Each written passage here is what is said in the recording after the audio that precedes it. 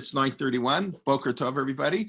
We are at Pirkei, Mishnah 9, Mishnah 10, in at least my cycle. We discussed already, and some of the Siddur and the Mishnah, sometimes the exact Mishnayot don't correspond with each other, but we're talking about the 5 students of Rav Yochanan ben Zakkai.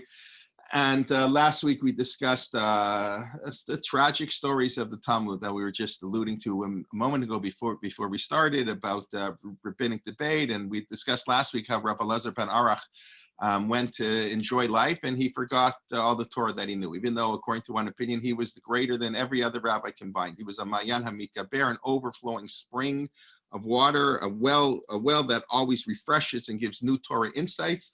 And we discussed last week the debate, what's more important, a good memory, the guy who knows all of Torah, or the guy who knows a little bit less, but is more analytical, is able to deduce things. That's the debate that went on. That was when Rav Chaim Soloveitchik introduced his new method of Talmud.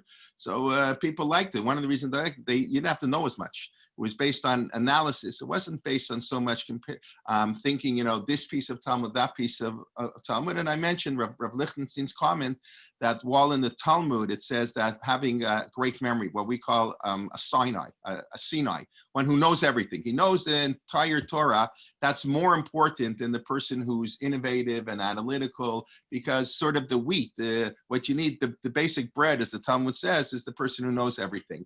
What Rav Lichtenstein and others say is today that's no longer true, because today you don't need to know anything. You just go to the Bar-Ilan, website, or whatever their shoot website, or you go to all these, everything is on computer. You don't have to know anything. I mean, I say that half joking, but half seriously. You can.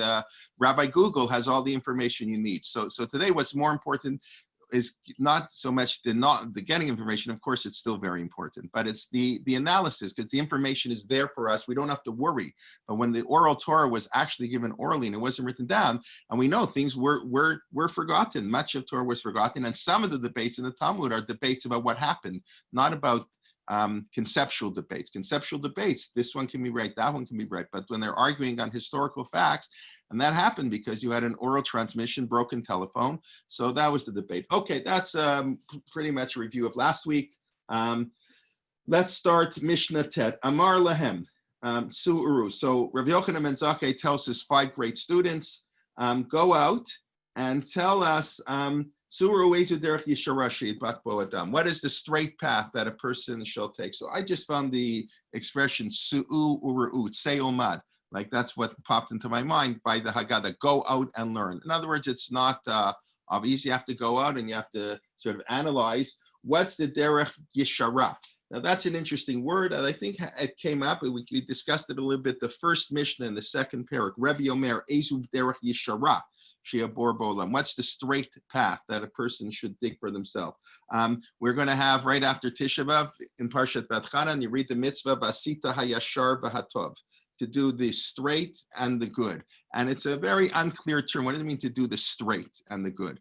So we mentioned, I believe, that Yashar generally refers to mitzvot between man and man. It basically, on that verse, Vasita Yashar V'Tov, the Ramban has his comment that that's the mitzvah of lifnim mishur hadin. It's to command you to do more than the law requires. The law requires X, but we know the law isn't always straight. The law sometimes, because of a particular circumstance, legalities, anybody who deals with the law knows that the law can work. If it's a good law, it can work 95% of the time. But 5% of the time, the law is very harsh and very hurtful to people. And so sometimes you have to have lifnim mishuradim, before the straightness of the law. But the derech yeshara, that's what our sages liked. How to get along with people. We're coming up to Tisha B'Av. And so the Netziv has his famous introduction on Sefer Bereshit, where he discusses, I think I also mentioned this, Sefer HaYashar, the book of the straight. That's the greatness of the Avot, how they got along with people, Avram praying for Stom, as opposed to the Jews in the Second Temple period who were always fighting. And that's, I always say, is the Achilles heel, the cancer of the Jewish people, is the infighting that we have, and it's holds us back way too often. But that's so the Derek Yeshara is how to get along well with people. As we'll see from the answers. Okay, Rabbi Eliezer Omer, ayin tova, you have to have a good eye. So what does it mean to have a good eye?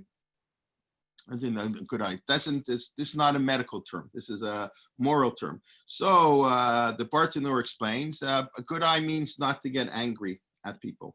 A good eye, we all instinctively know it. It's how you look at, but you can give somebody a glare and give somebody a glance, and that's all you have to do. And that's you destroy the person. You know that you can talk Lashon Hara. You don't have to speak to talk Lashon Hara. You can give an expression, a facial expression, move your nose, give a person a look. So Ayn Ra means how you look at people. It says, Bartanur says not to get angry. We know that anger is not a good thing. There's a debate. Can a Torah scholar ever get angry? Is a Torah scholar allowed to get angry at people for not doing what they're supposed to do? So many say maybe he can feign anger. He's never allowed to get angry. We know this was, if I want to use the term Achilles heel again, Moshe Rabbeinu. I'll get to that comment in a second. Moshe Rabbeinu had a temper. That's and it cost him, according to what was his sin of hitting the rock. So some say it was getting mad at the Jew, not hitting the rock. God told him to take the staff. It was when he said Shimuna Hamorim, he got mad at the people. Anger is a terrible thing. I don't know. Are people? Is anybody familiar with the unbelievable story that Tiferet Yisrael quotes at the end of Kiddushin on the history of Moshe Rabbeinu? I'm just curious, anybody heard the story? The story is so powerful, it was censored out of some of the editions. This is, what I use. This is, I think I've shown this before, maybe not. This is the classic old style edition of the Mishnah. Before Pinchas Kahati, the banker in Israel, came along and wrote a modern, fantastic commentary on the Mishnah. So anybody who, if you know absolutely nothing, but you know Hebrew, and today Kati is actually translated to English. So you don't have to know anything. Every introduction has every Mishnah has an introduction, background. So the Kahati put everybody else in a sense out of business. But on a certain level, that's very nice. But you still, I think it's always good to look at the classic commentaries themselves that he will sometimes summarize. So I quote, those who've been here know I quote the Tiferet Yisrael a lot. Yisrael, Lifshitz, 19th century, the one who praises, Jenner as one of the most amazing people who ever lived, because the founder of the smallpox vaccine, when it talks about how praiseworthy are people created in the image of God. So he talks about Jenner, on Gutenberg, the invention of the printing press. He had a lot of interesting things. He was quote unquote a little modern, but he's printed in the classic editions. To make it to the classic edition Mishnah, you got to be, in the upper league. So he has, in the end of Kiddushin, there's only one Mishnah that I'm aware of in the entire Talmud, about 4,200 Mishnayot. So there's only one Mishnah that talks a little bit about what a person should do for a career. Like what job should a person have? Because for a simple reason, because Torah couldn't care less. It's irrelevant what job you have. Whatever job you have to do it in a moral way. The Torah doesn't tell you what to do. The Torah tells you whatever you do it with ethics and morality and integrity. But every person should do what they want to do. Every person develops their own talent. Torah doesn't tell us who we should marry, where we should live, what houses we should do, with very rare exceptions. But so there's very little about what a person should do with their in terms of a career.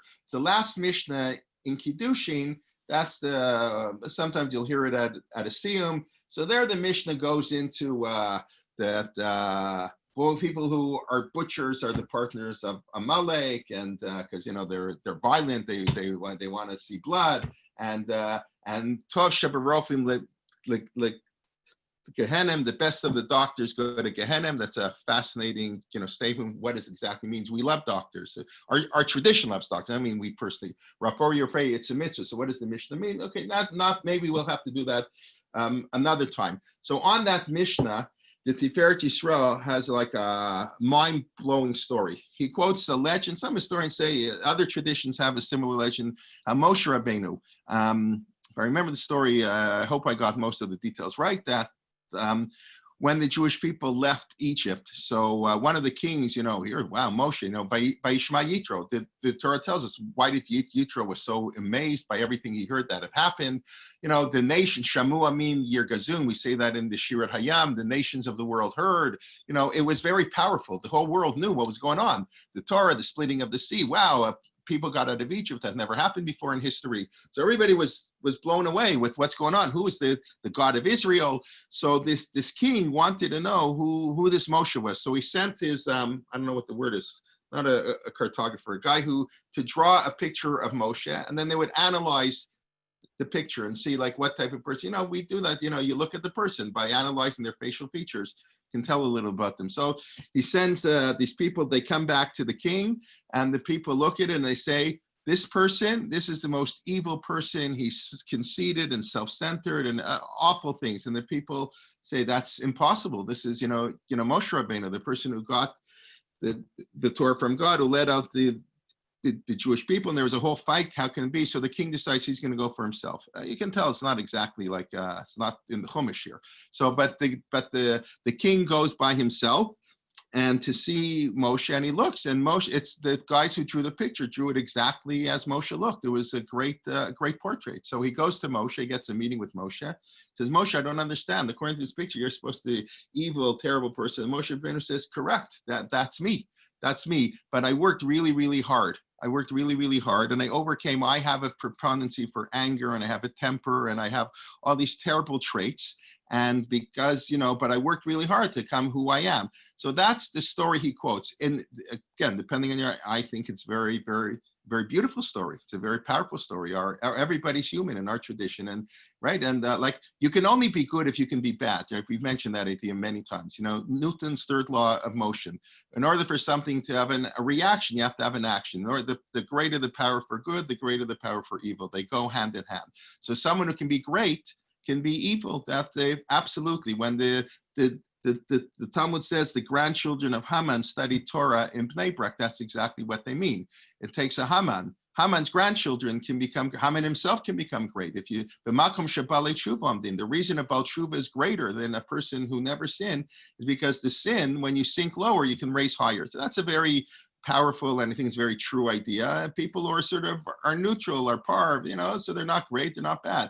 But greatness that's why we were alluding to before the class. Torah is super powerful. So when rabbis argue, it can be horrendous. They can do terrible things because of the power to do good, the power to do evil. So that story, that's what Moshe Rabbeinu said. Like I mentioned, Dr. Schneur Lyman, really one of the world's expert Jewish scholars, a tremendous, Talmid Chacham. So I think I first heard the story from him, and it's printed in my Mishnah. It is printed, but he did say, depending on the volume of the Mishnah, it was taken out by certain people. Certain people, again, love that story because, again, it's all attitude. But you see for sure that Moshe Rabbeinu had traces of anger. And that's clear in the Torah. Even the fact even if he was 100% right, the first thing we know about Moshe Rabbeinu is he kills an Egyptian. So, but that anger cost him. And anyway, so that's how the Bartanura explains that an Ayin Ra'ah is to have anger. The more traditional interpretation of an Ayin Ra'ah is not to be jealous of other people. Don't look down on other people. This success of other people. Don't be jealous. Be happy. That's how it's normally translated in Ayin Tova. It's interesting. The Tiferet Yisrael, as we're going to see, he does a lot of this. He's going to compare. You're going to say, remember, Rav Yochanan ben Zakkai begins this discussion by saying, these are my 5 top students. Each one of these students had a great trait, right? So one was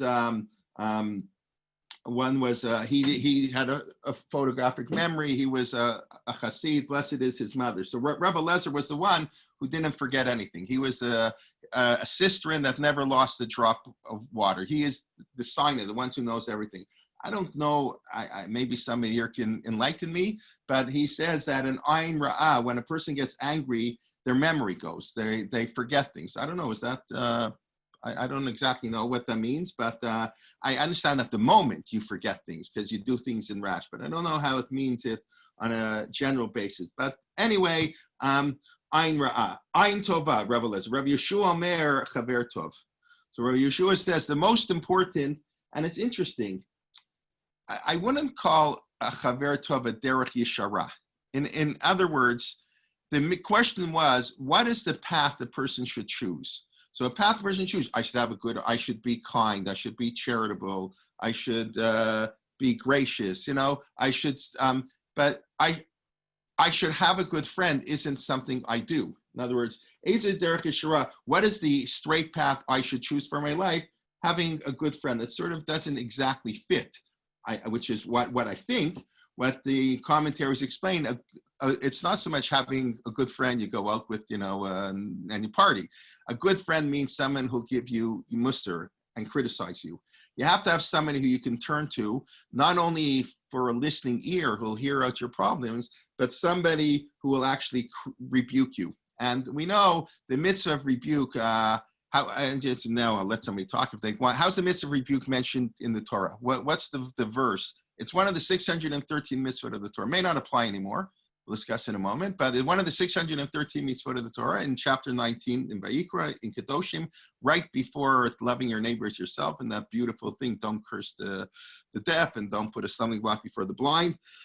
Don't hate your brother in your heart. So it's the Torah says, and it repeats it. And I always think, I assume, hochiach in modern Hebrew means you have to prove. When you rebuke somebody, you don't say, what you're doing is wrong. You have to prove to them why it's wrong. You think Shabbos is, a person should keep Shabbos. You don't yell Shabbos. You invite them for a Friday night meal and you tell them. You demonstrate to them. Hochiach is to prove. Hochiach tochiach edamitecha. You have to rebuke somebody. Then the pasuk continues, lo tisa alav chet. You're not allowed to cause the sin. And Rashi has a famous comment, you're not allowed to embarrass somebody. Even while you rebuke them, you can't embarrass them. Otherwise, you are sinning. The Gemara already I mentioned last week, Rav Moshe Feinstein's, tshuva, that can a rabbi tell people not to talk for Tkiyat Shofar, since most people aren't going to listen. Well, and you're not allowed to rebuke people if you know they're not going to listen. So Rav Moshe says you can, because first of all, 1 out of 100 people are going to listen. Baruch Hashem, 1 out of 100 might listen. And number 2, that's the job of the rabbi. Just like the laws of Pikuach Nefesh for a doctor are very different than the laws of Pikuach Nefesh for other people. Doctors have to put their life at risk. Soldiers, the Minchas Chinuch has a famous comment that the laws of Pikuach Nefesh don't apply to the, I don't want to get into the political aspect, but the Minchas Chinuch, not all agree with him. Rav Soloveitchik did not agree with this, but the Minchas Chinuch is of the opinion that when it comes to the mitzvah of capturing Israel, Pikuach Nefesh does not apply. Because the Torah says you're going to have to go to war to capture Israel. In a war, people die. So if the Torah tells us there's a mitzvah to capture Israel, must mean you don't take into considerations pikuach nefesh. So that's the famous Quran. Many people follow that. They say, it's okay, we're going to keep territory. Who cares? We risk life. It's more important. Rav Soloveitchik, many others disagreed. It's true, the Torah says sometimes you have to go to war, but that doesn't mean if you can save life by not going to war, you don't go to war.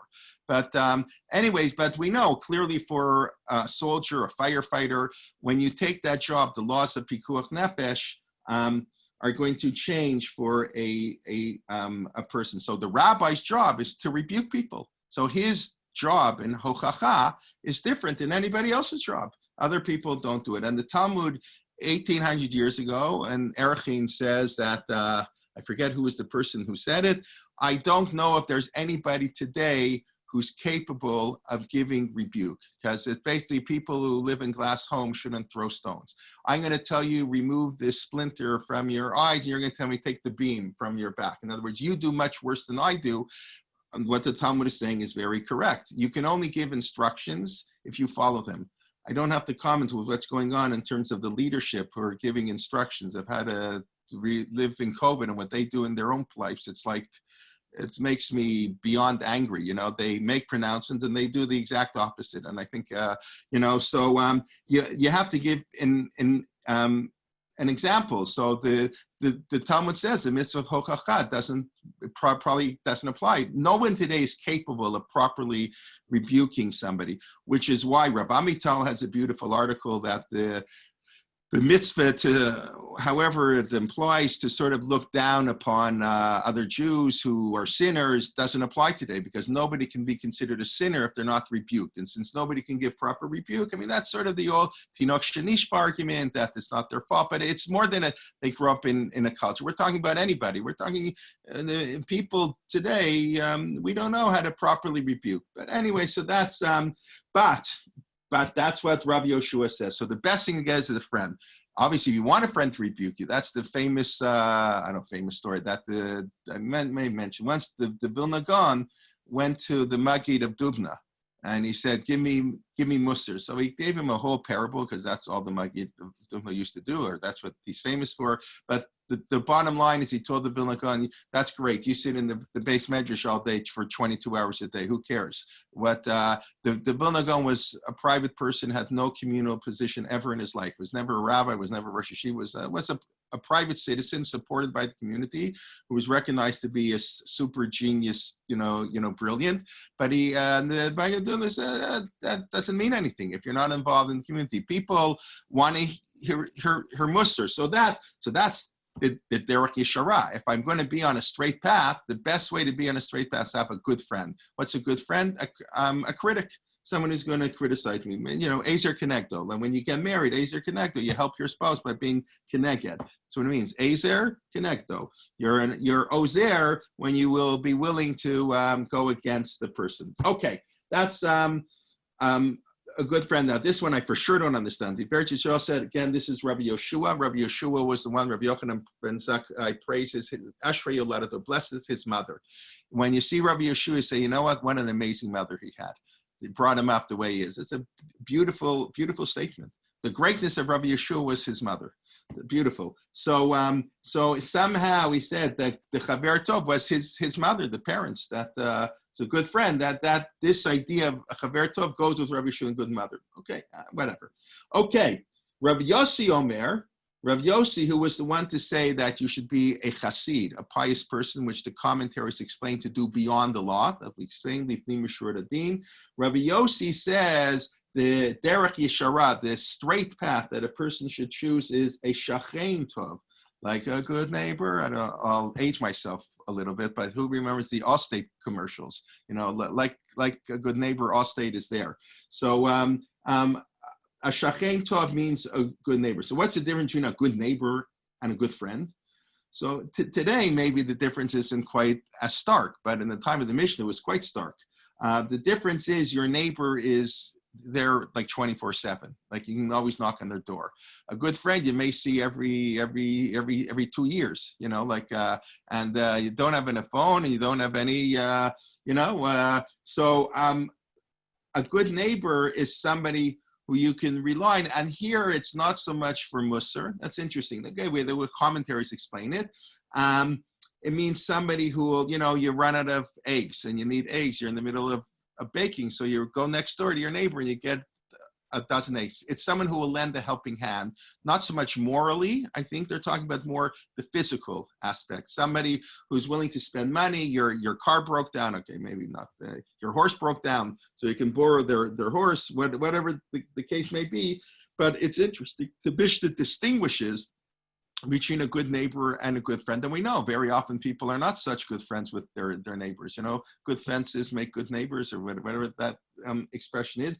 But it is important to have a good neighbor who you'll help. That's meaning a shachein tov. It's interesting, the word for God, the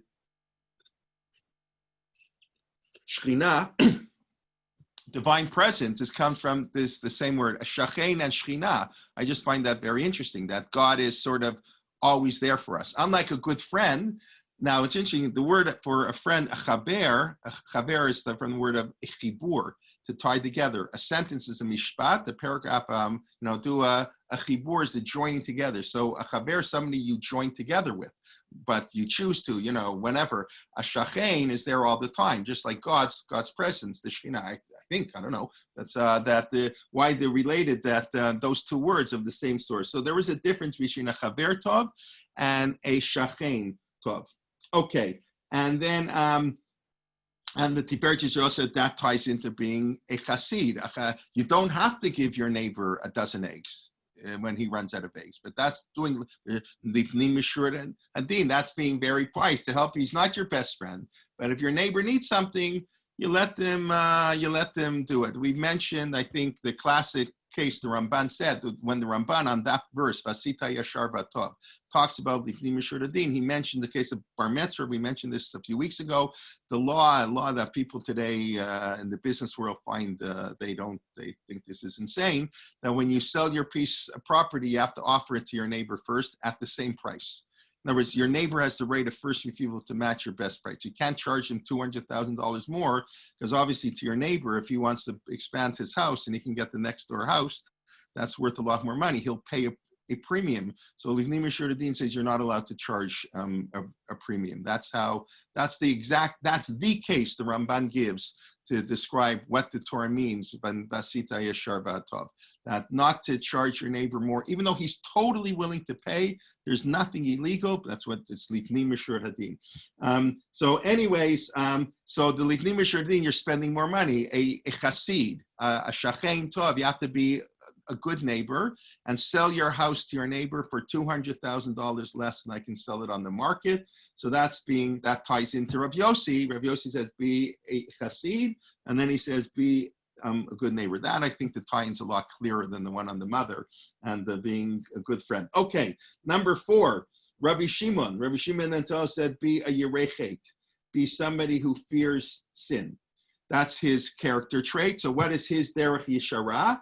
Haroed hanolad. It's sort of a funny thing. Who sees what will be born? Who sees the future? Not the future. That's only prophets, only fools today are prophets. He will see what will come. In other words, he has a long-term vision. He thinks beyond the quarterly report, right? He's not worried what the shareholders at the next quarter. He has a 5-year vision, right? Haroed hanolad. He'll see what will the long-term implication. Boy, do we knew that today. He doesn't think on a short-term basis. He thinks on a long. Haroet hanolad. He sees the future, what will be.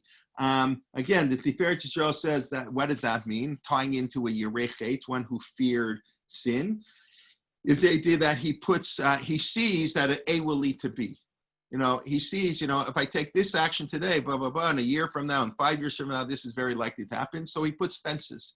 He puts a siyag to our Torah. He puts fences. So that he's very afraid of what will be in the future, so he doesn't even do it now. So that's what he compares to a yerechet, a roed hanolad, somebody who takes a long-term view. Very interesting. The most important path. Remember, Rabbi Yochanan ben Zakkai is asking you, what's the most important thing in life? So one said, don't be jealous, have a good eye, look at people in a nice way. One says, be there to rebuke get a friend who'll tell you off. He'll tell you when you're doing something wrong and take his criticism. Don't get upset. Like normally people do get upset. No, have a chaverta. One says, a good neighbor, give a helping hand. You don't really like your neighbor, but I'm going to help him anyways, even if it costs me a lot of money. And Rabbi Shimon says, the most important trait is to have long-term planning. To think for the future, think of what will come today. And then Rabbi Lazar, who was the Mayan HaMikaber, the overflowing water of the well that keeps giving new and new, that Abba Shaul said that it was a debate that Rabbi Yochanan ben Zakkai said he would outweigh every other rabbi in the world on the path. And he says, of course, a leiv tov, a good heart. And Rabbi Yochanan ben Zakkai has the famous comment, he's right, I see him. A good heart is everything. Because a good heart includes everything. A good heart includes a good eye and a good friend and a good neighbor and seeing the future. A good heart. We know when we say Rahmana Libabai, the merciful one, even the word is the word for God, right? We have different expressions for God at different times. A mourner, so the mourner we say Hamakom, God is the place. Because a mourner is very distant from God. So we don't really know where he is. The God is somewhere, he's in the place. He's not really close to us. So to a mourner, Hamakom, we cannot feel him. It's impersonal. Rahmana is very close, the merciful one, the one who's so kind to us, so careful. That's a Rahmana Libabai. God just wants our heart. That's the most important. Of course, you can take that. Lots of people took that to an extreme. In other words, I don't have to keep all the mitzvot as long as I have a good heart. So that's not what our sages meant. But it's more important to have a good heart and not to keep the mitzvot than to keep the mitzvot and not have a good heart. Right? If you don't have a good heart, the goal of the mitzvot is to get you to have a good heart. So Okay, so here we understand the heart is the seat of all emotions. It's what guides us, and we know, of course, on a physical level, the heart. If you want to compare the physical and the spiritual, the importance of the heart. But the Bartanur here has a fascinating comment that I was actually quite startled when I saw it. It doesn't sound so startling on the surface, but the Bartanur says, "Hu hamakom shemimenu novea kol hapulot." The heart is the place. Our source, the makor, the source shemimenu novea, that everything springs forth, right? That springs forth, the mayan hamikaber, kol hapulot, all actions stem from the heart. So what the Bartanura seems to be saying is that when a person has a good heart, he will lead him to have good action. In other words, what the primary thing is to have a feeling of closeness and concern, and that will lead to action. So the reason I found it so rather startling is I don't think it's true. I'll explain what I mean in a minute. And because the Sefer HaChinuch, the entire book of the Sefer HaChinuch says the exact opposite. I'll explain in a minute. I don't know the last time I mentioned Sefer HaChinuch here, but I think the Sefer HaChinuch is the best introductory work to Judaism ever written in the history of the Jewish people. It was written in the 13th century.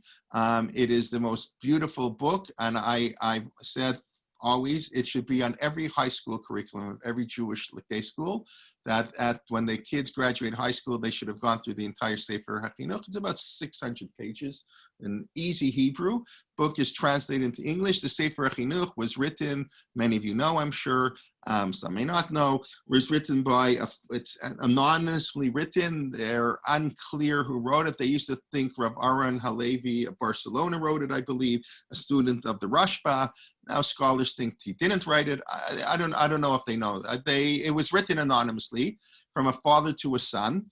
The son, this is Spain, the medieval ages, philosophy, and in the generation after the Rambam, where the youth were attracted to philosophical speculation, and that had a great hold on people. That's why the Rambam had to write the Mor Nevuchim. So this father wrote to his son who wasn't so religious, and the son thought, Judaism, that's old-fashioned, that's not with the times. Modern philosophy, that's tells us how to live our life, not Judaism. So he wrote a book to his son, and he says, listen, my son, Shema B'ni, like he's writing to his son. And he goes through the 613 mitzvot of the Torah.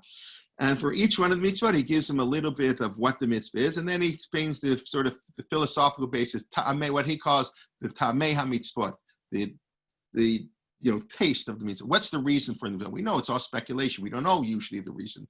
And he gives all kinds of reasons. The classic book, he explains a little bit of the mitzvah. If you read Sefer HaChinuch, you can pass for a Torah scholar. It's a great shortcut. Like if you don't want to spend years studying, in yeshiva, it's hard work. You want to pretend you're like a real big scholar. Read the Sefer HaChinuch, you'll know a little about everything there is to know in Judaism, because he discusses the entire, obviously you're not going to know about artificial insemination, and halacha, but it's a broad overview of all 613 mitzvot, every mitzvah 1 or 2 pages. So why am I telling you the background? Even people know, because it's important. It's a phenomenal book. Anyway, so the Sefer HaChinuch has one basic principle that runs through the entire book. And he mentioned many times that's acharei hapulot nimshachot halevavot. By the action determines our heart. In other words, it's not the heart that motivates actions, it's actions that motivate our heart. In other words, we don't do good because we like people. We like people because we do good for them. In other words, the whole principle of Sefer HaChinuch is the reason for the mitzvot is because actions mold character. Maybe that's another way to phrase it. Character doesn't determine actions. Actions determine character. When you act in a certain way, you become that. If you begin, you don't care about people. You want to give, charity, but you're forced to. Your business partners and people, and community pressure. So you give a lot of charity.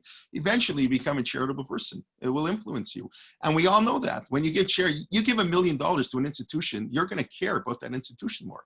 Because why am I giving $1 million? Well, this is basically the theory. What this Sefer HaChinuch is developing here is the theory of cognitive dissonance, developed in the 19th century and 20th century, I think, by Leon Leon Fessinger, I think, was the one from Harvard University, I believe, who came up with the theory that cognitive dissonance, that the human being doesn't like tension between how we act and how we think.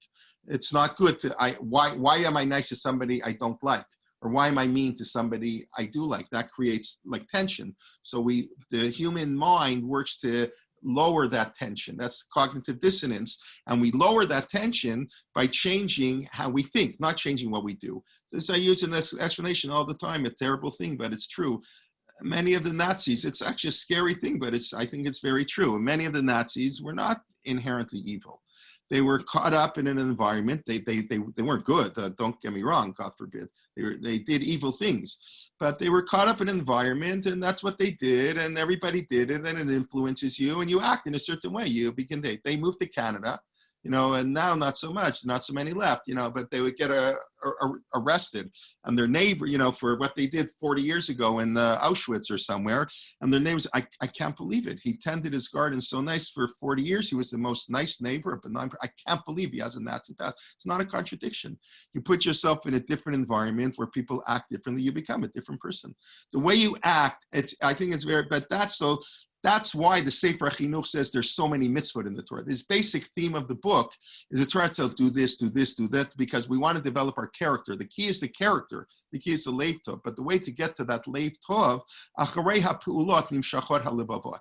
Depending on the actions, that's how your heart will be. So when I read this statement of the Bartanura, that the heart is the makor, it's from the heart that comes all the action. Maybe you can say it's not exactly a contradiction. He just means that the heart is, what will motivate it. But I just found it, to me, that's what popped into my mind. Yes, the heart is key, but the way to develop the heart is to act. And that's, like I say, that is the action. And that's like, I'll take it, look at in the 10 Commandments. Don't kill, don't commit adultery, don't lie, don't talk negatively, and only afterwards don't be jealous. It's not that, okay, if I won't be jealous of you, I won't lie to you. No, that ain't gonna work.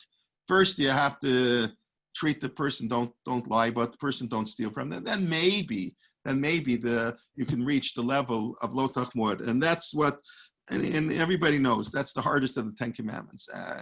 Keeping Shabbos is easy, beautiful. How many people kill? Not easy to keep, relatively. Adultery might be a little bit harder to keep, but it's all still, thank God, it's not so hard to keep, and for most people. And don't steal. Most people don't steal. Great, beautiful.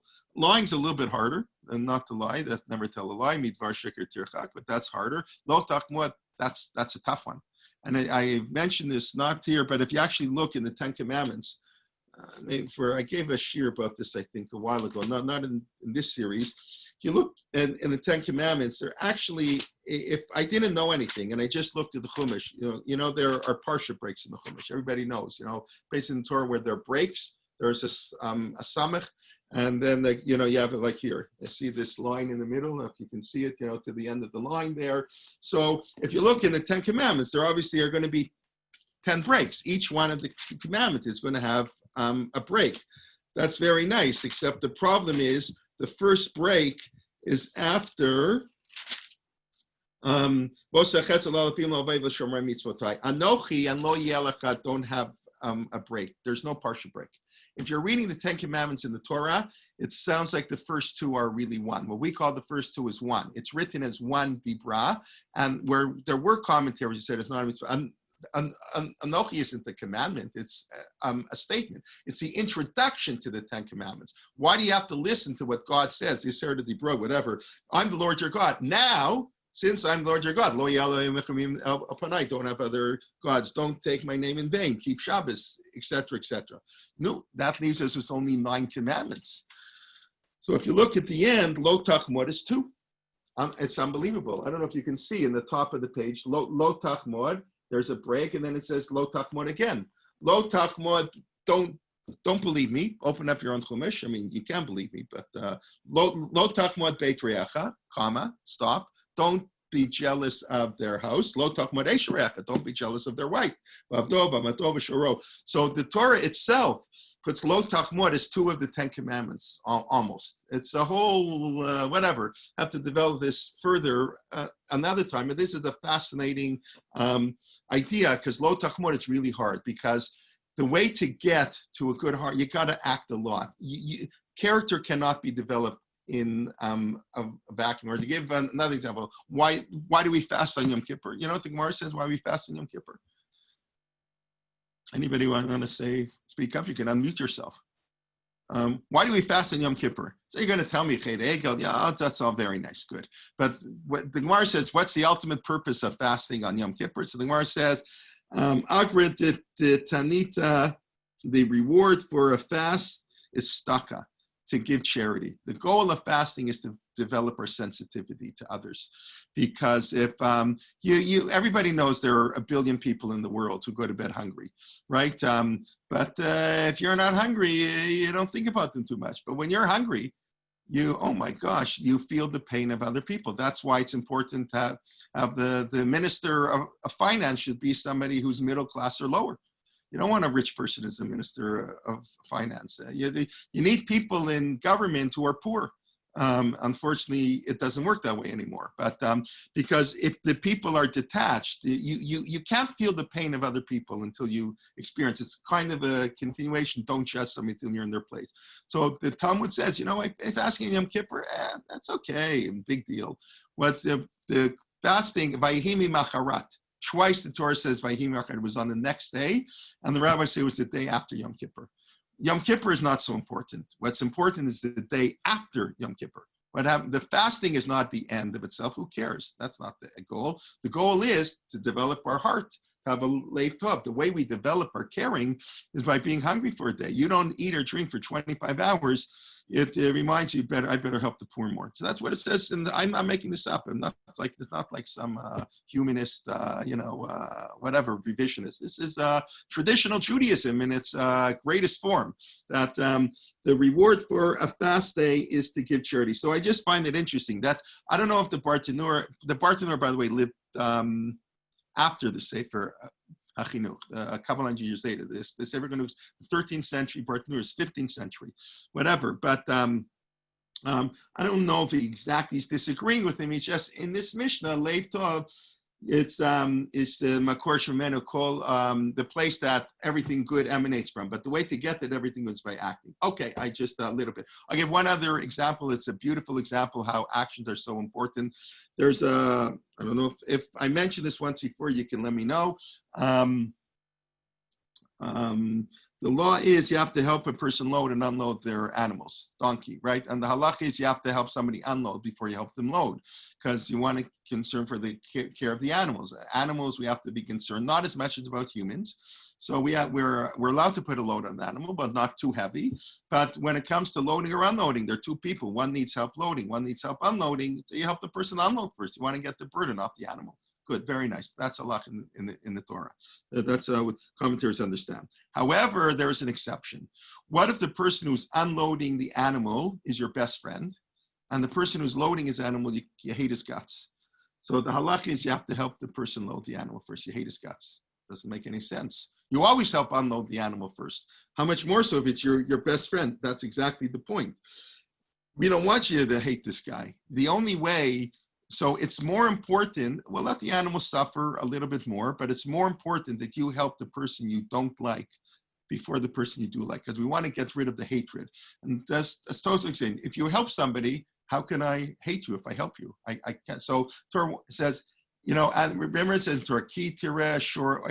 you see the ox of your, I think that's the expression, you see the ox of your enemy, that's lost. The Torah phrases it, it's a person you don't like, that's the person you want to help the most, because when you help him, you'll begin to like him. There'll be a dual role here. Okay. Then the Mishnah says, we'll do this quickly. The commentaries say, why do you need this? Isn't it the opposite? Amar lehem tzur derech ra'ah sheyitrachek min adam. So Rabbi Yochanan ben Zakkai says, okay, now that's great. The straight path you should take. What's the path you shouldn't take? Derech ra'ah, that you have to run away from. So it's always going to be the opposite of everyone, right? So the commentators say it's not always. Sometimes the opposites are not exactly true. Like, for example, likni mishur hadin, to do good. The opposite of that is not bad. Not bad. You're not doing anything. You're just not doing good. In other words, the opposite isn't always bad, but you'll see it's mainly the opposites. Rabbi Lezer Ayin Ra'ah. The worst thing to have is a bad eye. The first thing is The best thing is a good eye, not to be jealous. The worst thing is to be jealous. Rabbi Yoshumer Achavera. Now, Achavera, of course, doesn't make any sense. Why would you be his friend? So this already tells you Achaver is not the people you like and you dislike. Achavera, if you don't like him, he's not your friend. Means a friend who doesn't give you any rebuke. In other words, a chaver tov gives you rebuke. You can have a friend. We all know a friend. He takes you out to the bars, and drinking, and drugs, and right. It's that's the greatest influence on teenagers, especially, is their friends. They get in with the wrong group of friends. Oy vay vay. Having so a chavera is the worst thing. Obviously, you like the person. It just means he's bad for you. Not that Rav Yossi Omer a shachein ra. It's pretty awful to live when you don't get along with your neighbors. You see them every day, and they make noise, and that's the famous story of Rav Meir and Bruria, right? Rav Meir had neighbors. They were making noise at 3 a.m. He prayed they should actually die, right? That's what it says in the Gemara. God should have mercy on them and kill them. That's what it says in Gemara. I just wrote an article about it. Maybe one day you'll see it, but now it's for later. Rav Meir said to his wife, God should have mercy these terrible people. And that's when Bruria said to him, Yitamu chatay minar. It's not chotim. We pray that sinners should cease from the land, not sins. Yitamu chatay minaretz. And Rav Meir turned his advice, right? But having a shachein ra can be a pretty bad experience. People can move. Rabbi Shimon Omer, so this is fascinating. Haloveh beino meshalem. Fascinating. So crucial today. Rabbi Shimon said the most important trait is long-term planning. Haroyat hanolat, you'll see what will be. So what's the worst trait? Is to borrow money you can't pay back. Go into debt today that you can't pay in the future. Haroyat hanolat, think for the future. So the worst trait is when somebody is in over their heads. They buy a house they can't afford. They lose their job in COVID, or their business is in trouble, and they lose their house. They're in big trouble. They bite off too much they can live. You borrow money that you can't pay. Unbelievable. This is the worst trait. What's the derech ra'ah sheyitrachek mimenu adam, is to borrow money and not to pay back. Wow. And then this is the only one. The Mishnah quotes a verse about, the Mishnah gets all excited about this. Rabbi Shimon, whether you borrow from a person, borrow money from a human being, it's like you borrow from God. Wow. If you can't pay back human, you're sinning against God. No other of these things has a whole verse, a whole commentary. An evil borrower, loveh rasha. An evil borrower does not pay. It's tzaddik, but a righteous person, chonein benotein, a righteous person gives. A righteous person is merciful and gives. Unbelievable. So the editors of the Mishnah thought this was a really important message. They don't give you verses to quote ayin tov and chaver tov. Just by loveh beino meshalem, they quote a verse. Maybe you can say because people don't take it seriously. In other words, right? If it's obvious, you don't have to quote a verse. It's the other side of it. In other words, they are both true. Sometimes you have to quote a verse because you have to strengthen. It's important. Yeah, what's so big deal? I'll pay later. I have a big credit card. All right, I'll pay it off eventually. Interest rates are low, whatever. So no. So the Mishnah wants to tell us, loveh rasha, that's evil, not to pay. Rabbi Eliezer Omer, of course, Rabbi Eliezer Omer levra, a bad heart. Amar lehem ro'eh ani et divrei Eliezer ben Arach. I see again, Rabbi Yochanan ben Zakkai, he's got it. He hit the nail on the head. Again, the heart is the root of everything, and a bad heart will lead to all kinds of terrible things. Okay, any questions? I see there are questions in the chat box. I'll get to them in a couple minutes. Just let me start the next Mishnah. Mishnah Yod Heim Amru Shlosha Dvarim. That was sort of two long Mishnayot. Rabbi Yochanan ben Zakkai introducing his 5 students. Remember, till the end of the second chapter, Pirkei Avot. Pirkei Avot is a history of the transmission of the oral Torah from generation to generation. Begins with the Anshe Knesset Gdola. Yeah, so it introduces that Moshe got the Torah, Yeshua's Canaan. Okay, that's all in the written Torah. We don't have to talk about that. Open up a Tanakh, come to our Tanakh classes that we're having now Monday, Tuesdays, and Thursday. And then Pirkei Avot introduces us to the oral law. Anshe Knesset HaGdolah, beginning of the Second Temple period. And then it goes through all the way to Rabbi Yehuda HaNasi, because it goes through the hereditary, the Nisi'im, from Hillel to Rabbi Yehuda HaNasi, were father, son. Rabbi Gamliel, Rabbi Shimon ben Gamliel of Yavne, Rabbi Shimon ben Gamliel Ashini, and Rabbi Yehuda HaNasi. And then it goes back, through the rabbinic transmission. In other words, from Hillel, instead of going to his son, Rabbi Gamliel, who was the Nasi, it goes to his top students, Rabbi Yochanan ben Zakkai. And then we're doing Rabbi Yochanan ben Zakkai's 5 students. Until the end of the second paragraph, each one will then say a comment, each one of these 5 students. And then in Perek Gimel, chapter 3, Avot, we stop that whole cycle. Akavya ben Mahalal Omer. Beautiful, we'll get to him. Akavya ben Mahalal, we're now back in the Second Temple. In other words, it's the first 2 chapters are sort of the history of the transmission of our Masorah. So now, the Mishnah is going to quote the 3 famous, teaching of each of these 5 great students of Rabbi Yochanan ben Zakkai. Mishnah Yud, Heimer Mruv Shlosha Dvarim. Rabbi Lezer Omer, Yikavod Chavercha Chaviv Alach Keshalach. The honor of your friend shall be as dear to you as your own honor. Treat your friend at least as well as you treat others. And it's what we said before. The commentaries explain, don't get angry. Don't get angry, because when you get angry, you'll belittle people. But by the way, if you count them, you have a lot of this in the Mishnah. You have the famous one in the Mishnah. There are 3 crowns: the crown of Torah, the crown of priesthood, Kahuna, the Keter Malchut. 3 crowns, and the crown of a good name beats them all. There are 4 crowns, not 3 crowns, right? Histakal b'shlosh dvarim, ayin ro'eh, ozen shomat. Although, how does it say? Those are 4 things. It says 3 things, and it quotes 4. So it's the same thing here. Rabbi Eliezer Omer, the honor of your friend should be as dear as yours. Don't get angry easily. Repent one day before you die. And go close to the warmth of the sage. Well, those are 4 things, and not 3 things. Then it expands to the last thing. So the commentators explain the first 2 are what? The honor of my friend should be dearest to me. And don't get angry is one thing. When you honor your friend, you don't get angry at them. You don't get angry. So those are not 2 things. And like I mentioned, Moshe Rabbeinu, according to many of the commentaries, did not go to Israel, not because he hit the rock, but rather because he got angry at the people. Okay, then it says, Shuv yom atcha livnei mitatecha, repent one day before you die. So the question is, what does this mean exactly? So the sort of classic interpretation is do tshuva every day, because you never know when you're going to die. In other words, you never know when you're going to die, so you better do tshuva every day. Repent one day before you die.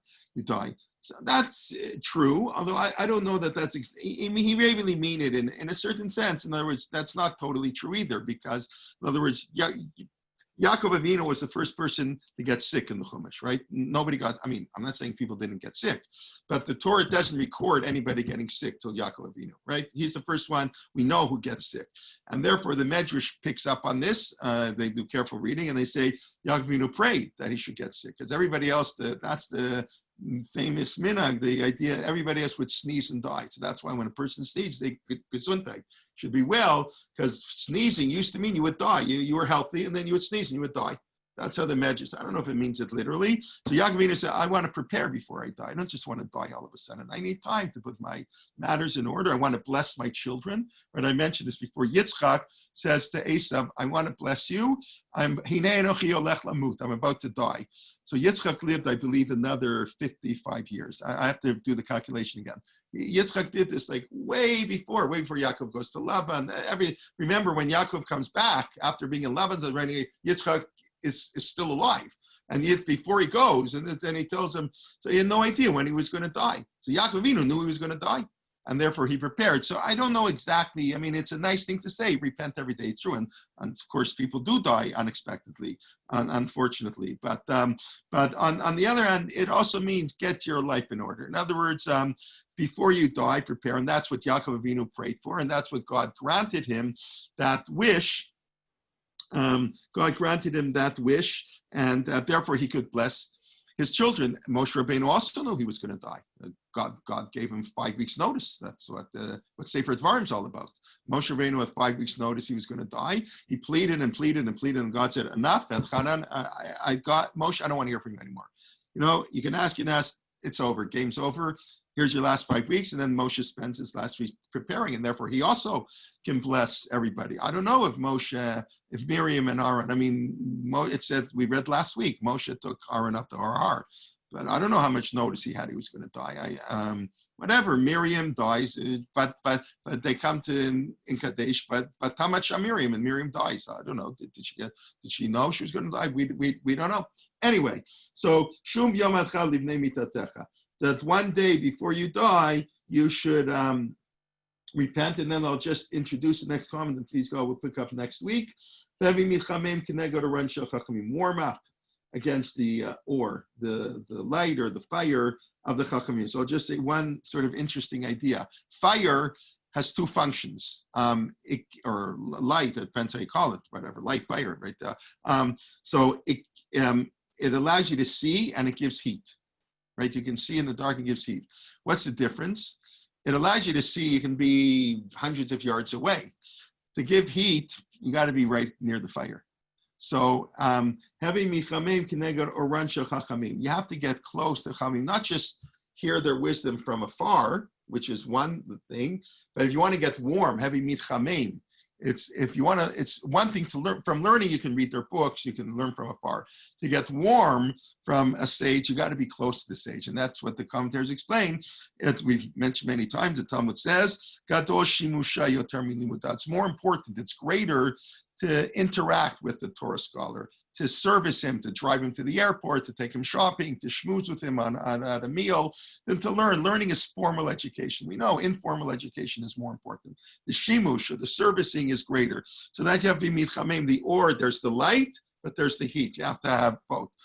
Okay, just let me do a very quick review, and then I'll take a look at any questions. So we discussed the traits the person is supposed to have, 5 different traits, and we had this whole story on Moshe Rabbeinu, this unbelievable story that the Tiferet Yisrael quotes, that Moshe was a very angry, evil, terrible person. He admits about himself. He just worked hard because good and evil go together. The greater, they're like Newton's third law, the greater the potential for evil, the greater the potential for good, and vice versa. Person who can't do evil can't do a lot of good. Human beings can do tremendous evil, and therefore great good. And Torah can do tremendous good, but people can misuse it and do tremendous harm. We discussed a good friend, a good neighbor. What's the difference between a friend and a neighbor? Thinking of the future, long-term thinking, therefore not borrowing and paying back, how important. And they have a good heart. Then the discussion is it the heart that determines how we act, or really the Sefer Chinuch, the whole idea, our actions will determine our heart more than our heart determines our actions, and then discuss a little bit the honor of our friend. Okay, so I want to thank everybody. Just let me quickly go through the questions on the chat box. Okay. A good eye is freedom from envy, correct? What we discussed. Please share the story about Moshe Rabbeinu. I think I did. I hope I did. Sefaria is great, correct? Sefaria is unbelievable. I imagine people are aware of Sefaria. If you aren't, go there. It's spelled not PH. I think it's spelled with an F. I think, but I'm sure you can get to the website. More and more, totally free. I think it was, I know it was 2 non-observant Jews, I think, had worked at Google. They were like tech whiz kids. I think made a lot of money at a very young age. And they decided that they want to give the world of Jewish text to the whole world. And they made it their mission to provide free Jewish text. It's an unbelievable site. Anyways, okay. Gutenberg didn't invent the printing press, he invented movable type. Thank you. Okay, we were in the Gutenberg Museum on our trip to Germany a few years ago in, not in Worms, in Mainz, is where the Gutenberg, and you see the original Bibles that they printed the beautiful Bible is correct. Printing possible. Thank you for that correction. Anger equals tunnel vision. Correct. You don't see straight. Maybe that's why you lose your memory. A good neighbor as sympathy. Okay. Our neighbor's kids showed us the baby tomatoes in our gardens. That's being a good neighbor. Very good. Okay. Heart equals intellect, not emotions. I don't know. Somebody wrote me privately. The heart is emotion. Maybe it's also intellect. The brain is more intellect. I'm not sure. If you have anything you want to follow up with me, that's fine. That's why Tommy Douglas was compassionate, good Canadians here, and became the father of Canadian universal healthcare. Correct. The person who, if you become the head of healthcare, you'll become a compassionate person. I mean, Tommy Douglas before my time, but that's correct. He's one who got, I guess, what we call OIP today, who I think he was the NDP premier of Saskatchewan. Correct. I don't want to embarrass myself if I'm wrong, but I think that's who he was before my time, a little bit. But he was the one who got national healthcare, something they sorely need in the United States. And we for sure see now, but it is hard to believe that an advanced country wouldn't have free healthcare for everybody. But anyways, that's another story. It is why the Jews are forced into usury. I don't know what you mean by, is this why the Jews were forced into usury? Because they couldn't own land. That's the main reason, I believe. They were forced, and the Torah does allow you to charge interest to a non-Jew in theory. The Shulchan Aruch recommends you don't charge interest to a non-Jew. Fascinating. It's better, don't charge interest to non-Jew. You're allowed to, you shouldn't do it. That's what I think at the beginning of your Dea, there he writes. We today, of course, do charge interest to other Jews too. I mean, we don't call it interest, otherwise it's not allowed. We heteriska, whatever. But functionally, and we need it. This is loopholes, that's a whole other sheer. When do we allow legal loopholes? We couldn't live without interest. The economy would fall apart. We need interest. So the rabbis developed a system how to charge interest. It's not, you have to be a little careful. So today we charge interest to everybody, but there was a time, there was a distinction between Jew and non-Jew. Yes, so what Lauren's writing, he was from a poor home. That's why Tommy Douglas was compassionate about it. Very good. I think that's the point I mentioned. The Talmud says the Kohen Gadol, the Kohen Gadol and Melech have to be wealthy.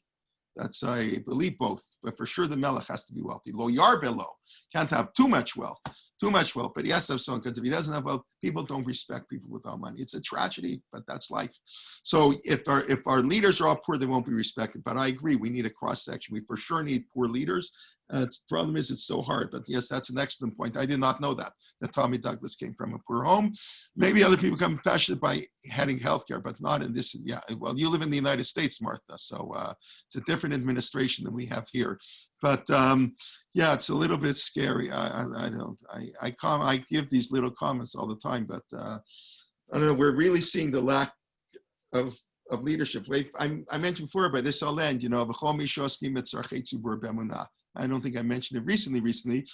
People who are in leadership position must be purely motivated. Normally, a person does not have to be purely motivated. We do mitzvot because it's the right thing to do. Who cares what the reason is? Obviously, it's good to be properly motivated, but it doesn't matter so much. Very famous. Lolam, you should always do mitzvot. Who cares why you do what's right?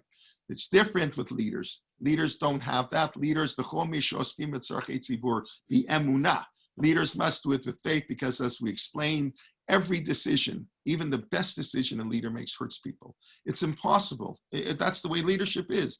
It's impossible to take a decision. You want more money for education, beautiful, but that has to come from somewhere. It's going to come somewhere else. So leaders always are hurting people. That's what it means to be a great leader. It's okay. But if you're doing it for your political motives, and that's oy vey vey, then you're a real sinner. That's why it's so important. That's why only when I was younger, I used to think, who cares? I want the president of the United States, let's say. I just want him to be good in the economy, and who cares about his personal life? And now I am totally the opposite. 99% of what I care about in the Prime Minister of Canada and the Prime Minister of Israel and President of the United States is their moral character. Maybe 1% their views on the economy. That all doesn't matter, almost. But if you have a moral person in office, you're in good shape, or moral people despite her. Unfortunately, I think we're very far from that. But anyways, that's, we're after 10:30, so I can be more free in my political views. You don't have to agree with any of them. But yeah, leaders should be poor, kings must be rich. Yeah, we need a combination of both. I don't think every leader has to be poor. You want leaders to also be wealthy, because that's the famous story. One of the Rabbeim told a very wealthy person he should eat very fancy, because if he eats not so fancy, well, if I only have this, then the poor need much less. In other words, if I'm a multi-billionaire and live in a 2,000 square foot home, so why should the poor complain they live in a hut? But if you live in a 10,000 square foot home, then you'll understand other people have to live in a 2,000 square foot home. So sometimes there is value in seeing wealth. But yes, I agree. Faye, I don't know what you mean that Tommy was Dawn's father-in-law. I'm not sure who Dawn is, but I assume that means you had a connection somehow. Anyway, I want to thank you all for coming. Have a wonderful day, wonderful week. Shabbat Shalom. This Monday, we'll continue Tanakh. The series really, I think they're amazing. Those of you who have been, the overview of Tanakh, I think all of them being one better than the next. This Monday, Rebecca Winter Gottlieb, who actually grew up in Toronto. I know her very well. She's a wonderful, wonderful teacher, wonderful person, and now lives in Houston. Or I think she's in Atlanta now, whatever, but she'll be doing on Shop Team, so I invite everybody to come for that and for all our classes, and we look forward to seeing you and more learning opportunities, and thank you very much, everybody. Have a wonderful day. Thank you. Shabbat Shalom.